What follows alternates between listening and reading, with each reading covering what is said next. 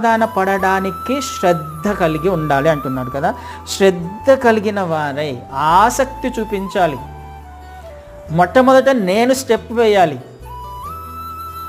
నేను స్టెప్ వేయకుండా ఎదుటి వ్యక్తి స్టెప్ వేయాలి అని అనుకోవడము చాలా తప్పు. ఎందుకు? నేను స్టెప్ వేయకుండా, నేను రాకుండా ఎదుటి వ్యక్తి రాలేడు. అదే కదా మనం నిన్న దినాన కూడా చూసాం. నేను ప్రేమించకుండా ఎదుటి వ్యక్తి నన్ను ప్రేమించలేడు. నేను క్షమించకుండా ఎదుటి వ్యక్తి నన్ను క్షమించలేడు కదా.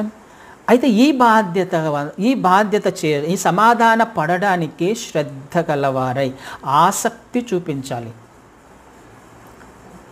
ఐక్యతలోకి రావడానికి పరిశుద్ధాత్మ దేవుడు మనల్ని ఏదో ప్రేరేపిస్తున్నప్పుడు చేయాల్సిన పని సమాధాన పడాలి అందరితో. ఇది నా చేతిలోనే ఉంది. ఎవరి చేతిలో వారికి ఉంది. ఎవరంతకు వారు ప్రశ్నించుకొని చేసుకుంటూ వెళ్ళాలి.